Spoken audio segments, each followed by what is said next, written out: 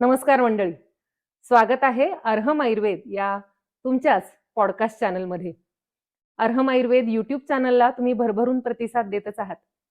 त्याचाच एक नवीन उपक्रम म्हणून आपण गेल्याच महिन्यात अर्हम पॉडकास्टची सुरुवात केली आणि या पॉडकास्ट चॅनलवर आपण वेगवेगळ्या क्षेत्रातल्या तज्ज्ञांचे अनुभव ऐकणार आहोत. काही व्याख्यानं ऐकणार आहोत. तर त्यातलीच एक मुलाखत आज आपण घेणार आहोत डॉक्टर वृषाली उपलेंचवार यांची. मॅडम डेंटिस्ट आहेत. आता थांबा, डेंटिस्ट म्हटल्यावर घाबरू नका. कारण बरेच जणांना डेंटिस्ट म्हटलं की भीती वाटते. आजकाल तर दातांच्या समस्या इतक्या जास्त वाढल्या आहेत. प्रत्येक घराघरात अगदी दातांच्या समस्या आहेत. लहान मुलं असतील तर त्यांना ऑर्थोचे प्रॉब्लेम आहेत, दात किडण्याचे प्रॉब्लेम आहेत, तरुणांना वेगळ्या समस्या आहेत आणि वृद्धांचं तर विचारूच नका. तर सगळ्यांना डेंटिस्टकडे कधी ना कधी जावंच लागतं. पण दातांचे आजार किंवा समस्या होऊच नयेत म्हणून काही काळजी घेता येईल का? आपल्या आरोग्याचा दातांवर काही परिणाम होतो का? आणि दातांचा आपल्या आरोग्यावर होतो का? या सगळ्याविषयीच आज आपण वृषालीशी गप्पा मारणार आहोत. वृषाली गेल्या 20-25 वर्षापासून डेंटिस्ट्रीमध्ये प्रॅक्टिस करतेय आणि खूप प्रिसिजन, नेमकेपणा हे तिचं वैशिष्ट्य आहे. मी पण तिची पेशंटच आहे. आणि सध्या डेंटल फील्डमध्ये टेक्नॉलॉजी, प्रिसिजन खूप मोठ्या प्रमाणात आलंय आणि त्याच्यामुळे ट्रीटमेंट्स खूप सुकर झाल्यात, असं तुम्हा पण सगळ्यांचं ऑब्झर्वेशन असेलच. तर आज याच बाबतीत तज्ज्ञांशी बोलून आपण आणखी समजून घेऊया आपल्या दातांविषयी. चला वळूया आपल्या विषयाकडे. पहिला प्रश्न असा की डेंटिस्टची भीती का बरं वाटते? आणि तुलाही असे प्रॅक्टिसमध्ये काही अनुभव येतात का? तर नक्कीच. त्याविषयी आपल्या प्रेक्षकांना काही सांगशील का? आहे, डेंटिस्टची भीती नक्कीच आहे. कारण आले की आय थिंक 60-70% तरी घाबरलेलेच असतात, की किंवा त्यामुळेच आम्ही तुमच्याकडे आलो नाही आणि एवढे दात खराब झालेत. तर भीती ही आहे, ती चेअर असते, त्याचा आवाज असतो किंवा दुखण्याची भीती असते, असं काहीतरी होईल. पण खरं सांगू ना, आजकाल इतकं ॲडव्हान्स झालंय, की पेनलेस ट्रीटमेंट्स होतात डेंटिस्ट्रीमध्ये. हे जुन्या काळात कधीतरी असेल, पण आता तसं होत नाही. अगदी इंजेक्शन देताना सुद्धा अॅनेस्थेशियाची जेली लावून मग इंजेक्शन दिलं जातं. जेणेकरून ती म्हणजे दुखतच नाही, काहीच जाणवत नाही.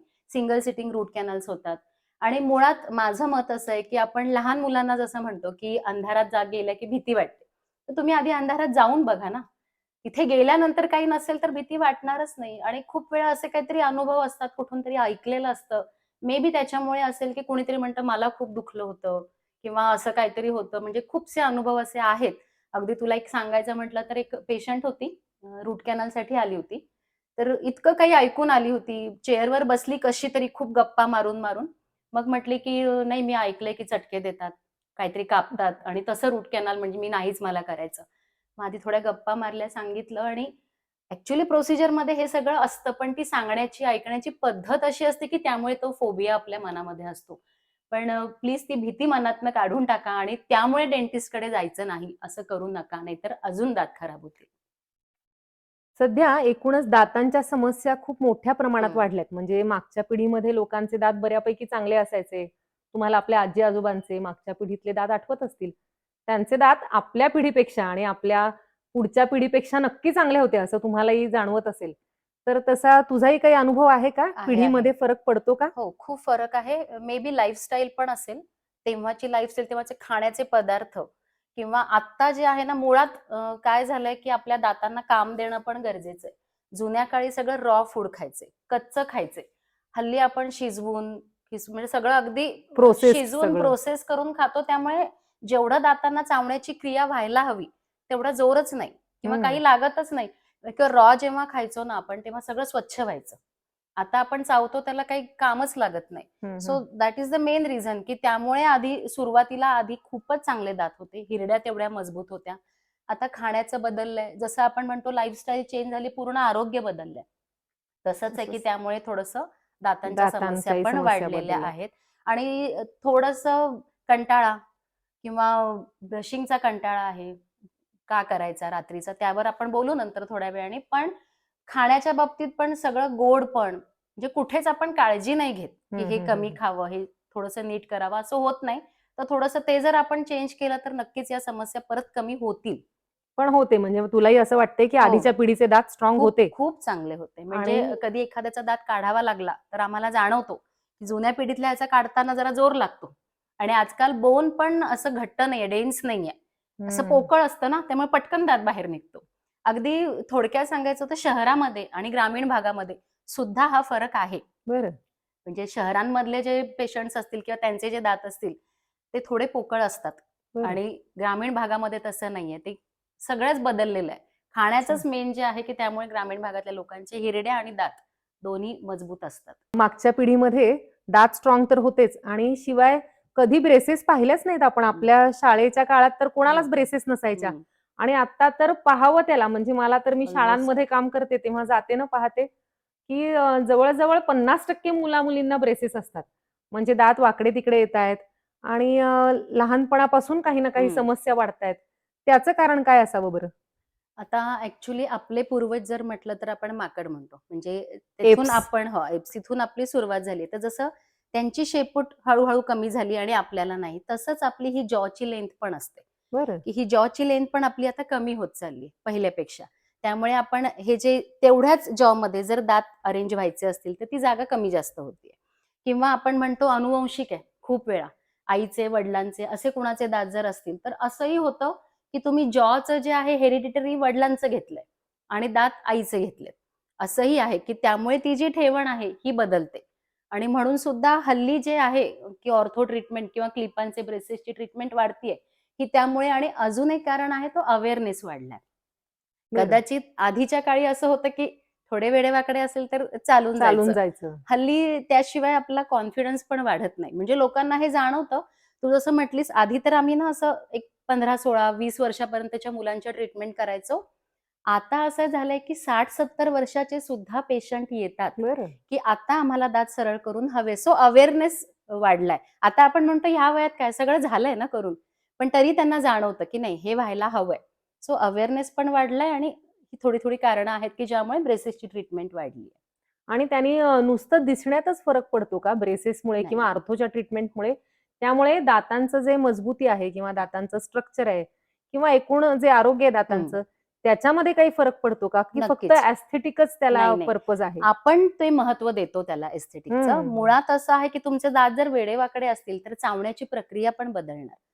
किंवा काही वेळेस हा जो जॉइंट असतो आपला, ह्याचं दुखणं सुद्धा सुरू होतं, जेव्हा तुमची ठेवण नीट नसेल. तर ह्या गोष्टी आपल्या लक्षातच येत नाहीत. आपण फक्त दिसण्यावर थोडं फोकस हं, करतो. हं, हं, हं, पण हं. जर दात वेडेवाकडे असतील, तर मुळात एक तर किडण्याचं प्रमाण पण वाढतं. अच्छा. शिवाय टीएमजेचा जॉइंटचा प्रॉब्लेम पण दुखणं सुरू होऊ शकतं.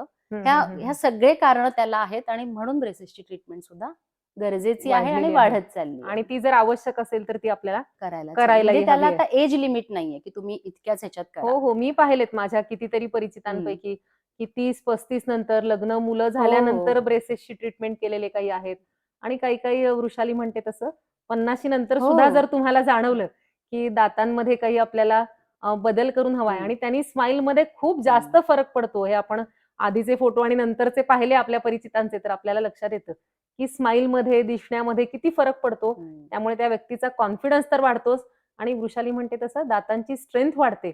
त्यामुळे हे दोन्ही हो. दृष्टीने आवश्यक आहे. म्हणजे आणि तो एस्थेटिक मिळणारा पण आनंद फार असतो. हां. सगळं झाल्यानंतरचा. कारण खाण्यामधलं सुद्धा बदलतं आणि दिसण्यामधलं हं. सुद्धा बदलतं.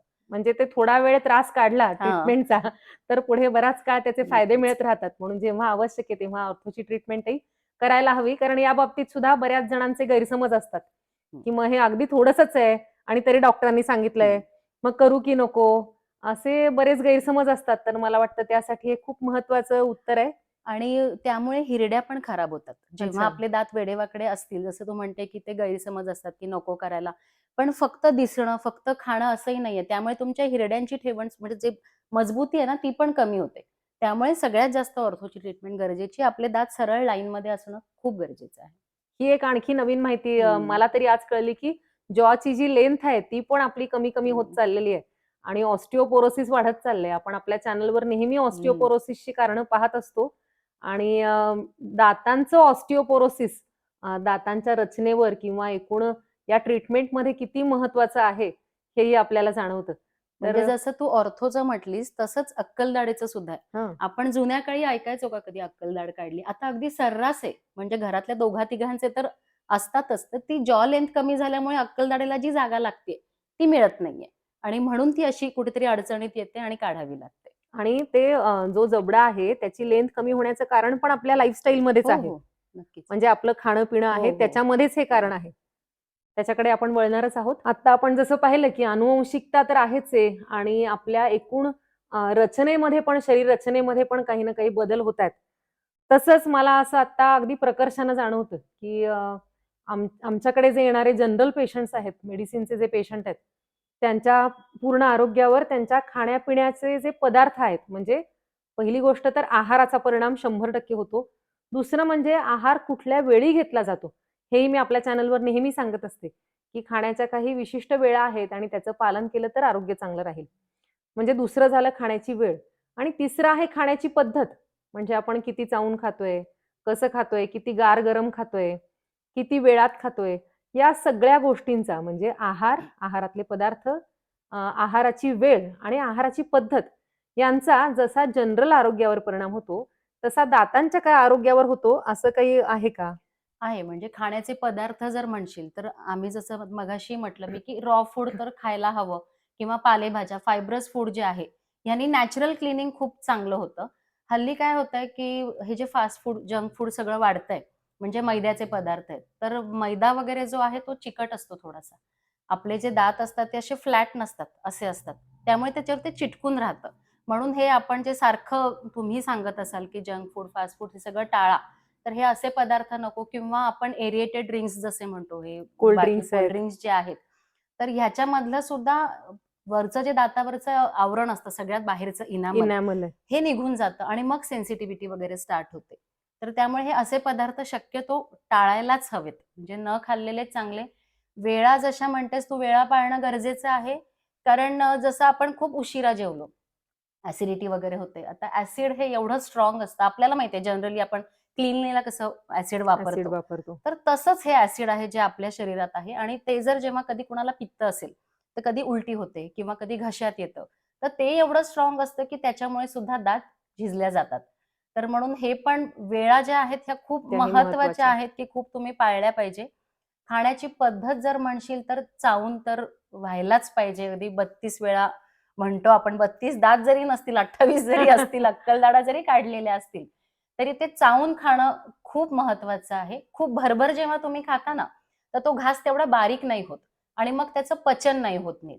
त्यामुळे आपल्याला जाणवेल बघा, जे पटपट खातात, ते पचन होत नाही. त्यांचं काही ना त्यामुळे तो काही चावून-चावून खाणं गरजेचं आहे आणि खाण्याच्या पदार्थातले गोड मी नेहमी सांगते, की खरं त्याच्यावर आता खूप सगळ्यांना माहिती आहे चॉकलेट्स खायचे नाही, गोड खायचं नाही. पण थोडंसं जपायचं. खूप खाऊ नका असंही आम्ही म्हणत नाही, पण निदान थोडासा तरी ब्रेक द्या किंवा थोडं प्रमाण तरी कमी करा. तेवढं हे खाण्याच्या पदार्थातलं जपलं पाहिजे. आपणही नेहमी पाहत असतो, की साखर जी आहे म्हणजे विशेषतः रिफाइंड साखर, हं. ही पण बनवली जाते ऊसापासूनच. पण ऊसामध्ये ती जेव्हा फ्रुक्टोज असतं, तेव्हा त्याच्यामध्ये फॉस्फरस, मॅग्नेशियम आणि कॅल्शियम ही खनिजं टिकून राहिलेली असतात. पण जेव्हा आपण ती रिफाइंड हं, शुगर बनवतो, कारखान्यामध्ये प्रोसेस केली जाते, तेव्हा त्यातली नेमके हेच खनिजं काढून घेतली जातात. आणि जेव्हा आपण साखर खातो, त्या साखरेला पचवण्यासाठी शरीराला काय आवश्यक आहे? तर पुन्हा हीच खनिजं आवश्यक आहेत. फॉस्फरस, मॅग्नेशियम आणि कॅल्शियम. मग शरीर हे कुठून मिळवणार? तर तुमच्या दातांमध्ये किंवा तुमच्या बोन्समध्ये जो काही साठा आहे या खनिजांचा, मिनरल्सचा, तो तिथून काढून शरीर साखर पचवण्यासाठी वापरतं. म्हणून आपण नेहमी म्हणतो, की खूप गोड खाल्लं की दात किडतात. तर त्याचं कारण हे की दात आतून हं. पोकळ होत असतात. तर हे त्याचं महत्वाचं कारण आहे. म्हणून डेंटिस्ट लोक म्हणतात, की साखरेपासून दूर राहा नेहमी. हं. पण आम्ही असतो साखरेसारखे. फक्त सांगतो साखरेपासून दूर राहा. आणि दुसरा मला वाटतं वृषालीनी खूप छान पॉइंट सांगितला, की क्षार जे आहेत म्हणजे एरिएटेड ड्रिंक्स आहेत, ते सुद्धा आयुर्वेदानुसार क्षरण म्हणजे झीज करण्याचं काम करतात. जसं ती म्हणाली, की क्लीनिंग आपण डाग काढण्यासाठी वापरतो. तसं फक्त वरवरचंच निघून जात नाही, तर त्याच्या आतलं आवरण पण आहे ते पण निघून जातं. म्हणून विशेषतः क्षार ज्याच्यामध्ये आहेत, असे पदार्थांचं प्रमाण कमी ठेवायला हवं. ॲसिडिटी कमी होईल याची पण काळजी घ्यायला हवी. आणि काय खायला हवं म्हटलं तर सरळच आहे, ज्यामध्ये कॅल्शियम जास्त आहे. दूध, दुधापासून बनणारे सगळे पदार्थ, कॅल्शियमसाठी म्हणजे अगदी मी तर म्हणते राजगिरा, नाचणी यात सुद्धा एवढं आहे, की तुम्ही रोज तुम्ही कॅल्शियमची गोळी घेण्यापेक्षा हं. आधी हे सगळं वाढवा. हिरड्या मजबूत करायला व्हिटॅमिन सी आहे. तुमचे जे सगळे संत्री, मोसंबी हे जे आहेत, ही अशी फळं खा. स्ट्रॉबेरी आहे. म्हणजे खूप काही आहे. नॅचरली आपल्याला ज्याच्यातून मिळते ते आधी खा. ते तू म्हणजे जास्त एकूण चांगलं सांगशील. एकूण चौरस आहार घेणं दातांच्याही आरोग्यासाठी महत्वाचं आहे. मागच्या पिढीत आपण पाहायचो बघा, तुम्ही लहानपणी कधीतरी ऊस चावून खाल्ला असेल. आता मुलांना एकतर ऊस मिळणंच अवघड, शेती बघणंच दूर, मुलांना कुठलं पीक ओळखता येतं की नाही हीच शंका. आणि त्यात ऊस चावून सोलून खाण्याची क्षमता सुद्धा दातात राहिली नाही मुलांच्या, कारण आपण तशा संधी उपलब्ध करून देत नाही, मुलांनाही देत नाही आणि आपणही घेत नाही. त्याच्यामुळे रॉ फूड, जसं वृषाली म्हणते की तसं असे जे रॉ फूड्स आहेत दात स्ट्रॉंग करणारे, ते तशी संधी घ्यायला हवी सगळ्यांनी आणि मध्ये मध्ये असे रॉ फूड खायला हवे ज्यामुळे दातांची ताकद वाढेल. हा, म्हणजे सॅलड जे आपण म्हणतो, गाजर वगैरे, हे त्याचसाठी असतं. आता साधी गोष्ट, समजा आपण बसून राहिलो तर आपण आळशी होतो, म्हणजे हम्म, आपण हम्म, काम करत नाही. तसंच तुम्ही दातांना कामच नाही दिलं तर हम्म. त्यांच्यातली जी मजबूती आहे ना ती कमी होणारच. त्यामुळे रॉ फूड खा. म्हणजे use it or lose it, हा जो आरोग्याचा सिद्धांत आहे तो दातांसाठी पण लागू आहे. आणि ज्यांचे दात खरं तर सेन्सिटिव्ह, नाजूक झालेले असतात, ते आणखी मऊ पदार्थ खायला लागतात, खूप बारीक कट हो. करून खातात आणि नंतर नंतर वार्धक्य आलं की मग अगदीच मिक्सर मधनं काढून हो. खातात आणि मग दात आणखी आणखी वीक होत जातात. दातांनाही पॅम्पर करतात हा थोडक्यात. हा हा न वापरल्यामुळे दातांची आणखी झीज होते. हा एक महत्वाचा मुद्दा आपल्या लक्षात आला. आता वळूया पुढच्या प्रश्नाकडे. आयुर्वेदामध्ये दिनचर्या नावाचा एक अध्याय सांगितलाय. तर त्याच्यामध्ये सुद्धा पहिलं जे अर्थात दिनचर्येतलं रुटीन काम आहे ते आहे दंतधावन, म्हणजेच ब्रशिंग. तर पूर्वीच्या काळी त्यासाठी दंतमंजन किंवा निंबाची काडी वापरली जायची, राख वापरली जायची, मीठ वापरलं जायचं. आणि आता त्याची जागा कशाने घेतली आहे तर मल्टीनॅशनल कंपन्यांच्या पेस्टनी घेतली आहे. पेस्ट शिवाय आपला दिवसच सुरू होत नाही. कुठल्याही पेस्ट असल्या तरी त्यांच्या जाहिराती इतक्या अ, हे असतात, इम्प्रेसिव्ह आकर्षक, असतात, हो. हां, की आमची पेस्ट वापरली नाही तर तुमच्या दातांचं काही खरं नाही, असे दावे या पेस्ट करत असतात. पण खरंच पेस्टचा आणि दातांच्या किंवा आपल्या हिरड्यांच्या आरोग्याचा तेवढा संबंध आहे का, जेवढा आपण आत्ताचे जे मुद्दे पाहिले, की आहार आहे, आपली लाईफस्टाईल आहे, तेवढं पेस्टवर आपल्या दातांचं आरोग्य निर्भर आहे का? काही विशिष्ट केसेस अशा असतात, की समजा एखाद्याला खूप सेन्सिटिव्हिटी आहे दातांना, तर त्याच्यासाठी डिसेन्सिटायझिंग पेस्ट असतात, किंवा एखाद्याला फ्लोरोसिस असेल, म्हणजे बोरचं पाणी वगैरे वापरलेलं हं, असेल, हं, किंवा हं. असं काही असेल, त्यांना थोडं फ्लोराईड जास्त असलेली पेस्ट अशी लागू शकते. काही मेडिकल कंडिशन, काही डेंटल हं, कंडिशन्समध्ये, हं, की हं. ते गरजेचं आहे. पण असं जर विचारलत ना, की हीच पेस्ट वापरल्यावर असं होईल का? तर माझं मत आहे, की असं काहीही नाही. कुठलीही पेस्ट वापरा. फक्त ब्रशिंग प्रॉपर पद्धतीने करा आणि 2 वेळेस करा. ते जर तुम्ही केलं तर काही असं फारसं नाहीये हां, पण तुम्हाला ती आवडतीये ना म्हणून तुम्ही ती करताय, तर करा. तुम्हाला आयुर्वेदिक आवडते, तुम्हाला ॲलोपॅथिक आवडते, जे काही आवडतंय, कुठलीही जी आवडेल ती वापरा, पण वापरा. बरं. याच्यामध्ये आत्ता ना आपण पाहिले असतील बदल पेस्टमध्ये होणारे, की पूर्वी पेस्ट थोड्या गोड यायच्या बघा, हं, जेल सारख्या यायच्या. नंतर पेस्टमध्ये दावे व्हायला लागले, हं, की याच्यात लौंग है, हं. लौंग का तेल है, आणि मग थोड्या तिखट पेस्ट यायला लागल्या. आणि नंतर काही-काही पेस्टमध्ये यायला लागलं, की क्या आपकी पेस्ट में नमक है, हं. आणि मग नमक पण यायला लागलं. हं. आणि मग आता तर यायला लागलंय, की आपकी पेस्ट में चारकोल है, म्हणजे कोळसा पण यायला हं. लागला की. मग आमचे भारतीय काही लोक म्हणतात, की बघा आम्ही कोळसा वापरत होतो, लवंग वापरत होतो आणि मीठच वापरत होतो. आणि आता या पेस्ट काय दावा करतायत, शिवाय नीमच्या पण आहेत काही पेस्ट. म्हणजे नीम का दातून आणि हं. त्याची कंपेअर करतात.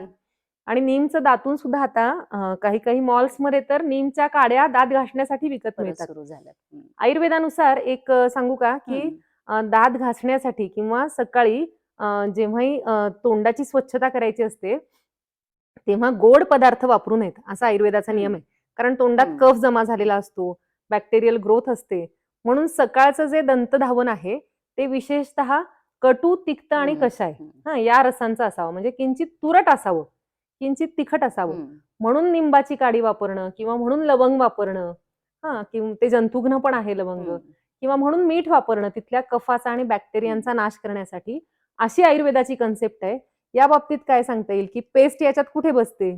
नाही, आता ते जे ॲडिशन्स केलेले आहेत पेस्टमध्ये तर तुम्ही वापरूच शकता. मी तेच सांगते, तुम्हाला लिंबाची काडी आवडत असेल, तर हां, तुम्ही तीही करा. असं बरं. माझं म्हणणं की तुम्ही काहीही वापरू शकता. फक्त काडीचं एकच आहे की तुम्ही जेव्हा ते करता ना, तेव्हा तो रस जो येतो, त्यामुळे ते क्लीनिंग होतं. हं, हं. तसे जे आपल्या ब्रशचे ब्रिसल्स असतात, ते जसे दातांच्या खाचांमध्ये जातात, तसं तसं ते जात काडीने. नाही. त्यामुळे फक्त आमचं म्हणणं असतं की ब्रश वापरा. अगदी तुम्ही सकाळी काडीनी करा किंवा संध्याकाळी काडी वापरा, जे काही असेल. एकदा ब्रश करा, पेस्ट वापरा आणि एकदा असं करा, तरीही हरकत नाहीये. म्हणजे काडी किंवा पेस्ट वापरण्याविषयी दुमत नाहीये. दुसरं मगाशी वृषाली म्हटली तसं, की खाण्याचे पदार्थ पण वेगळे आहेत ना आता आपले. आता आपण पोळी, भात आणि हं. शिजवलेले पदार्थ जास्त खातोय. कदाचित पूर्वी रॉ फूड जास्त होतं आणि खाण्याचं प्रमाण पण कमी होतं. हं. त्याच्यामुळे त्यांचे दातांची जी स्वच्छता आहे ती अशा छोट्या उपायांनी होत असावी. आता आपण चिकट पदार्थ खातो, गोड जास्त खातो जास्त. आणि सारखं खातो. त्याच्यामुळे कदाचित ब्रशिंग जास्त महत्वाचं आहे. हं. पेस्ट कुठलीही वापरली तरी चालेल. तरी हरकत नाही. तर दुसरा महत्वाचा फॅक्टर आहे तो ब्रशिंग. तर त्या हं. बाबतीत मला वाटतं, की जागरूकता खूप महत्वाची आहे. हं. मध्यंतरी तर आम्ही एक समर कॅम्प घेतला होता आमची मुलं लहान असताना आणि त्यामध्ये आम्ही डेंटिस्टना म्हणजे वृषालीलाच बोलावून दात कसे घासायचे याचं प्रात्यक्षिक सगळ्या मुलांना दिलं होतं.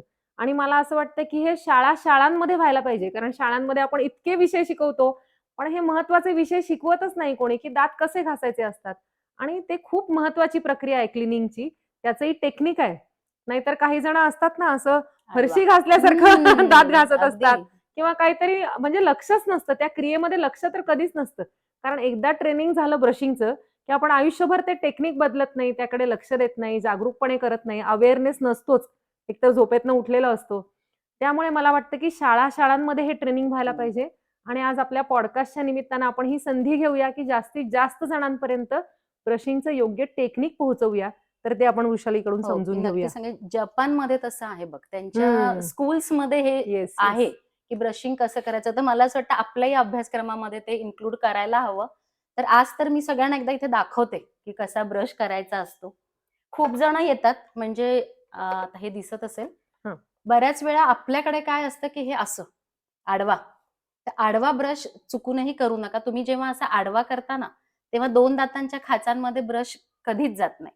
असं जेव्हा करता तेव्हा तो वर-वर होतो आणि जेव्हा तुम्ही वर-खाली करता, तेव्हा तो बरोबर त्या खाचांमध्ये होतो. तर सुरुवात करताना तुम्ही जेव्हा समोर करता, अप अँड डाउन मोशनमध्ये करायचा, वर-खाली थोडंसं प्रेशर लावायचं, खूप जोरजोरात घासायचं नाही आणि आडवा तर अजिबात करायचा नाही. मागे करताना गोलाकार करा, उभा करा.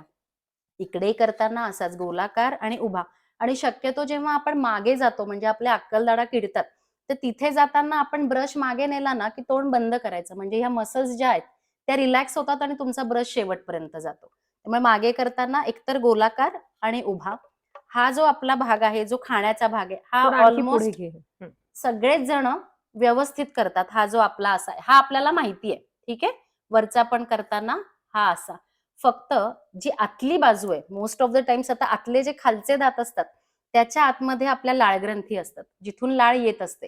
त्यामुळे इथे जे टार्टर असतं ते सगळ्यात जास्त जमा होतं. ते इथे करताना नेहमी आतमधल्या बाजूने करताना ब्रश खालून वर घ्यायचा. खालचे दात करताना हिरडीकडून दातांकडे. इकडेही करताना असा खालून वर, हिरडीकडून दाताकडे आणि पूर्ण 2 दातांच्या मध्ये सगळीकडे ब्रिसल्स गेले पाहिजे. सेम वरचं करताना सेम हिरडीकडून दातांकडे. इकडे करताना हिरडीकडून दातांकडे. ठीक आहे. ही अगदी बेसिक प्रोसिजर आहे. पण काय होतं, खूप जण असं जेव्हा करतात ना, तर तेव्हा तुमचे दात झिजतात. खूप जणांना अशा इथे खाचा पडलेल्या असतात. ते तुम्ही प्रेशर खूप अप्लाय करता हं. आणि आडवा करता. त्यामुळे जेव्हा तुम्ही जास्त प्रेशर देता ना, तेव्हा दातांची झीज जास्त करता. म्हणजे स्वच्छ तर होतच नाहीत, पण झीज जास्त करून अजून काम वाढवतात. अगदी छोट्या टिप्स म्हटलं ना, तर ब्रशवर पेस्ट लावताना सुद्धा आपण असं ॲडव्हर्टाइजमध्ये बघतो, अशी वरती लावतात. हं. ठीक आहे. वरती तुम्ही आता दोन्ही प्रयोग करून बघा. वरती लावायचा आणि ब्रश करायचा. सुरुवातीला आपण थुंकतो तेव्हा पेस्ट पण पडते. हं. जेव्हा तुम्ही असं अर्धा आतमध्ये प्रेस करून अर्धी वर आणि अर्धी खाली असते, हं. तेव्हा ती शेवटपर्यंत सगळीकडे करेपर्यंत पुरते. ठीक आहे. छोट्या-छोट्या गोष्टी असतात, पण ह्या लक्षात ठेवायच्या. ब्रश पण 2दाच व्हायला हवा. सकाळी उठल्यानंतर आणि रात्री झोपण्याच्या आधी. काहींना सवय अगदी 7-7, 8-8 वेळा करतात. खूपच चांगले ठेवायचे. तर हं. असं करू नका. मगाशी म्हटलं तशी झीज जास्त होते. सो 2दाचा ब्रश सकाळी उठल्यावर, रात्री झोपण्याच्या आधी आणि प्रत्येक वेळेस खाल्ल्यानंतर स्वच्छ चूळ भरणं. हे जास्त महत्वाचं आहे. कधी-कधी दुपारी आपण चहा घेतो, एखादं बिस्किट तोंडात हं. टाकतो किंवा असं येता-जाता काहीतरी टाकतो आणि ते तसंच राहतं. तर ते राहू नये म्हणून चहा किंवा कॉफी घेतल्यावर पण एक 5-10 मिनिटांनी चूळ भरून टाकायची. ब्रश करताना एक 2 ते 3 मिनिटं करा. असं 5-5, 7-7 मिनिटं, 10 मिनिटं असं करायची गरज नाहीये. तुम्ही ह्या प्रॉपर पद्धतीने करून बघा. 2 ते 3 मिनिटं सफिशियंट आहेत. ठीक आहे. साधारण एक 3 महिन्यातनं ब्रश चेंज करायचा असतो. हे खूप तर महत्वाचं आहे. कधी-कधी काय असतं, आपण हे कशावरून समजायचं, की माझं प्रेशर बरोबर आहे की नाही? तर समजा 1-1.5 महिन्यात झालाय आणि खूप जणांचं असं कॅक्टस सारखं दिसतं हो, ब्रश, असा एकदम असा निवडुंगासारखा. Flower pot. हां, तर तुम्ही खूप एक्सेस प्रेशर अप्लाय करताय. काही जणांचं असं आहे, की 7-7, 8-8 महिने होतात. पण अजून एकदम नवीनसारखा, म्हणजे नव्यासारखा. आम्हाला बदलायची गरजच पडत नाही. हां. तर तुम्ही जोरच लावत नाही.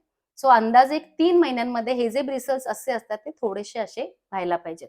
मग आपण समजायचं, की आपली ब्रश बदलायची वेळ आली आणि ती साधारण 3 महिन्यांमध्ये यायला पाहिजे.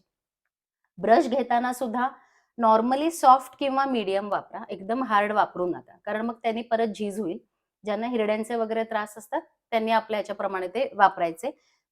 हे जे ब्रिसल्स असतात ना, हे पण असे थोडे तिरके असलेले घ्यायचे 45 डिग्री अँगलमध्ये. म्हणजे ते शेवटपर्यंत आपले जातात जातात. किंवा हा जो समोरचा पोर्शन असतो, हा थोडा नॅरो असलेला, थोडा निमुळता. म्हणजे अक्कलदाढेपर्यंत आपला ब्रश जातो. अगदी छोट्या-छोट्या गोष्टी आहेत. म्हणजे मी पेशंटला नेहमी सांगते, की तुम्ही 2दा ब्रश करा आणि खाल्ल्यावर चूळ भरा आणि मला फक्त भेटायला या. काम करायला येऊ नका. म्हणजे गरजच नाही पडत. हं. एवढं जर तुम्ही जपलं तर. खूप काहीच नाहीये. म्हणजे फक्त फक्त खूप जणांचं ना असंही होतं, की ते तर तंबाखू खातात, खूप गोड खातात, तरी त्यांचे नाही किळत आणि आमचे का किळतात? तर ह्याला एक छोटंसं असं मी सांगेन, की बघा आता पावसात गेल्यावर प्रत्येकाला सर्दी होते का? नाही होत. नाही. समजा मला माहिती की मला सर्दी होते. तर आयदर मी काय करेन, छत्री घेऊन निघेन, रेनकोट घेऊन निघेन किंवा पावसात जाणारच नाही ना. तसं जर तुमचे दात किडतायत, तर तुम्ही त्याची काळजी घे. त्याचे किडतायत की नाही किडतायत ते बघू नका. आपले किडतायत ना, आपण ही बेसिक काळजी घ्यायची. किडणारच नाहीत. हे सगळ्या बाबतीत खरं आहे बरं का. मला जे वजन वाढलेलं पेशंट येतात ना आणि विशेषतः तरुण मुलं येतात, ती तर मला हमखास म्हणतात, की "मॅडम माझे मित्र इतकं खातात आणि हं. तरी त्यांचं वजन वाढत हं. नाही आणि मी इतकंसं खाल्लं तरी माझं वजन वाढतं." तर प्रत्येकाची शरीर प्रकृती वेगळी आहे, प्रत्येकाचे दात वेगळे आहेत. त्याच्यामुळे प्रत्येकाला काय सूट होईल हे सांगता येणार नाही आणि त्यामध्ये तुलना करून काही उपयोगही नाही. त्याच्यामुळे आपले दात कसे आहेत आणि त्याची आपण कशी काळजी घ्यायला हवी, हे खूप महत्वाचं आहे. आता पुढचा प्रश्न असा आहे, की कधी-कधी दात काढावेच लागतात. म्हणजे नाईलाज असतो. खूप खराब झालेले असतात. त्यामुळे आणखी समस्या वाढतात. पण ग्रामीण भागात आमच्याकडे असं म्हणतात, जे वयस्कर लोक आहेत ना, त्यांनी असं एक सांगून दिलेलं असतं सगळ्यांना, की दात काढले की डोळे खराब होतात. ती काहीतरी नस जोडलेली असते किंवा असे काही गैरसमज शहरी, ग्रामीण सगळ्या भागांमध्ये असू शकतात. तर असे काही पेशंट्स तुझ्या पाहण्यात येतात का? हो. आणि तसं काही म्हणतात का ते तुला? अगदी, अगदी. म्हणजे बरं. खूपच ठरलेलं आहे. अगदी खूप किडलेले दात काढायला तरी एखाद्या वेळेस तयार होतात. पण जसं आपण मगाशी ब्रेसेसची ट्रीटमेंट म्हटलं, त्याच्यामध्ये जेव्हा कधी-कधी काही दात काढावे लागतात जागा कमी पडते म्हणून. हं, हं, हं. तेव्हा तर त्या आई-वडिलांना खूप असं वाटतं, की आता हे दात काढले, तर चांगले दात आपण ओढून काढतोय म्हणजे नक्कीच चष्मा लवकर लागणार. तर असं काहीच नाहीये. ॲक्चुअली जुन्या काळी असायचं, की समजा 40-50 नंतर एक-एक अवयव जसं आपण म्हणतो, हं, हं, हं, हं. थोडं-थोडं जातो बाबा. तर तसं थोडंसं तेव्हा चष्मा लागणारच. किंवा आपण असं म्हणतो, तर सगळ्या नसा ज्या आहेत त्या मेंदूतनच निघतात ना. एक डोळ्याकडे जाते, एक दाताकडे जाते, एक हाताकडेही जाते.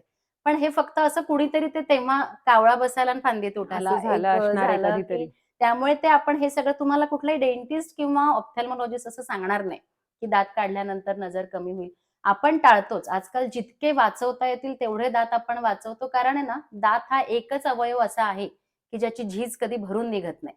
जसं बरं. तुम्ही जाता-जाता पडलात, जखम झाली, तर ती भरून येईल. भरून येते. तुम्हाला सर्दी खोकला झाला, ते सुद्धा तुमचं नीट होईल. बरं होईल. पण दात जर किडला, तर तुम्ही जोपर्यंत त्याला भरत नाही, तोपर्यंत तो आपोआप त्याची झीज बॉडी भरून नॅचरली येत भरून नाही. काढत नाही. त्यामुळे दातांना जपणं जास्त गरजेचं आहे. म्हणून आपण काढत शक्यतो नाही, पण कधी गरज पडली तर त्याचे असे काही तोटे नाहीयेत, की हे करू नये. म्हणजे किती महत्वाचे आहेत बघा दात आणि तरुणपणी सुंदर असलेल्या आपल्या दंतपंक्ती कवितांमध्ये ज्याचं वर्णन हं, केलं ना, मोत्यासारख्या किंवा हं. डाळिंबाच्या दाण्यासारखे दात. असे ज्यांना नैसर्गिकपणे लाभलेत त्यांचं तर विशेष कौतुकच आहे. पण अशा दंतपंक्ती वार्धक्यातही टिकून राहाव्यात म्हणून आपण आज बरेच महत्वाचे पॉइंट्स पण पाहिले. त्यात मला वाटतं दातांची स्वच्छता हा एक महत्वाचा भाग हं. आज खूप छान शिकवला वृषालीनी. पण कधी-कधी डेंटिस्टकडे जाऊन पण दातांची स्वच्छता करावी लागते, ज्याला क्लिनिंग म्हणतो आपण. तर ते केल्यामुळे काही फायदा, नुकसान काही होतं का? ते हं. करावं का वारंवार? त्याहीबद्दल असं एक मिथ आहे, की दात स्वच्छ केले आणि मग हलले. तर असं होत नाही. आयडियली थेरॉटिकली जर बघितलं तर दर 6 महिन्यांनी दात क्लीन करायलाच पाहिजेत.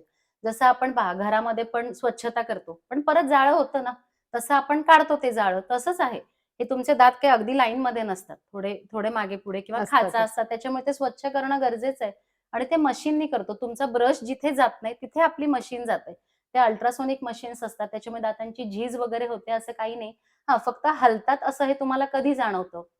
काही जण खूप वर्ष जातच नाहीत आणि ते टार्टर जे असतं, ज्याला आम्ही कॅल्क्युलस म्हणतो, म्हणजे टार्टर हे काय असतं, की तुम्ही रोज जे जेवता त्यातलं जे सॉफ्ट फूड आहे त्या दाताच्या ह्याच्यावर चिटकून राहतं आणि त्यामध्ये तुमच्या बॉडीतले मिनरल्स जेव्हा ऍड होतात तेव्हा ते कडक होतं. ते कडक झाले की तुमच्या हिरड्या झिजायला लागतात आणि ते किटण, म्हणजे ज्याला अच्छा. आपण कॅल्क्युलस आम्ही म्हणतो, हे एवढं जास्त होतं की तुमचा दात आहे ना, हिरडी किंवा हाडाच्या आधारे न उभा राहता त्या त्या कॅल्क्युलसच्याच प्लाकच्याच आधारे आधारे. उभारे असतो. आणि मग तुम्ही जेव्हा ते काढता, नॅचरली दात हलणारच. सो तसं होणार नाही की तुम्ही साधेच दात थोडेसे खराब आहेत आणि तुम्ही क्लीन केले आणि दात हलले, असं नाही होणार. म्हणून दातांच्या आरोग्याविषयी आणि सगळ्यात महत्त्वाचं स्वच्छतेविषयी खूप जागरूकता हम्म. महत्त्वाची आहे.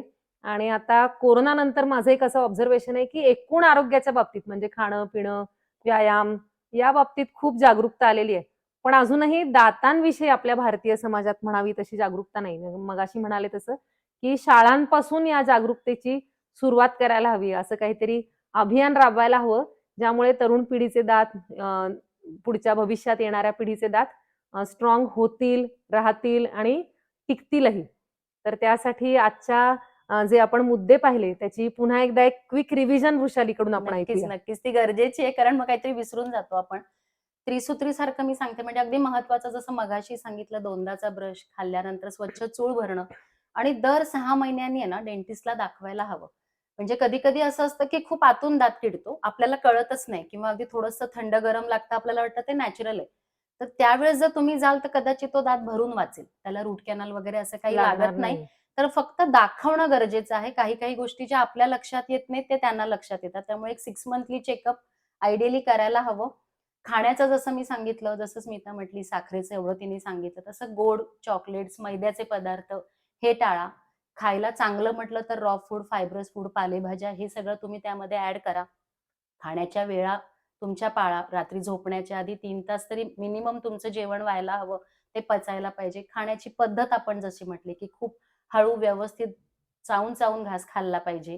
काय खायचं ते आपण मगाशी बघितलं. खाण्याची पद्धत बघितलं. हे थोडंसं सगळं जपा. तर मग खरंच डेंटिस्टकडे जायची गरज पडत नाही. जसं आम्ही खूप जणांना सांगतो, फक्त भेटायला या, गप्पा मारा आणि जा. त्याने आम्हाला जास्त आनंद मिळेल. असाच आनंद आज आपल्यालाही मिळालाय वृषालीला भेटून. अ, आणि डे एक सांगेन म्हणजे, की हे एक सांगायचंच राहिलं, की जसं आपण म्हणतो ना, काहींना दात काढल्यावर काही वाटत नाही.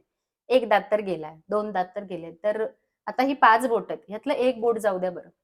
कळेल का आपल्याला? काम करता येईल का? नाही करता येणार. तसंच त्या दाताचं महत्त्व जपा. शेवटी तोही आहे ना शरीराचा एक अवयव आहे, जो गरजेचा आहे. त्यामुळे जसं आपण बाकीच्या ह्याला महत्त्व देतो किंवा नी रिप्लेसमेंट जे करतात ना, की चालताच येत नाहीये. हो, मग ते करतात. का? तर मग त्याच्याशिवाय आपल्याला हलताच येणार नाही. पण दात काढले तरी बसवत नाहीत, कारण बाकीच्या दातांवर काम चाललंय. चालेल. सो तसं करू नका. थोडंसं लक्ष आपल्या दातांकडे नक्कीच द्या. मला आशा आहे, की आजच्या या पॉडकास्टमुळे आणि वृषालीच्या रंजक सांगण्यामुळे आपण दातांच्या आरोग्याविषयी आणखी जागरूक होऊ आणि हे दोन्ही परस्परावलंबी आहे, हे तुमच्या लक्षात आलं असेल, की आपलं एकूण सर्वांगीण आरोग्य जे आहे, ते दातांवर परिणाम करते आणि दातांचं जे आरोग्य आहे, दातांची जी स्थिती आहे, क्लिनिंग आहे, जे काही दातांचं मौखिक आरोग्य आहे, ते आपल्या सर्वांगीण आरोग्यावर परिणाम करते. त्यामुळे हे दोन्ही परस्परावलंबी जे घटक आहेत, त्यांच्याकडे अधिक जागरूकतेने लक्ष देऊया.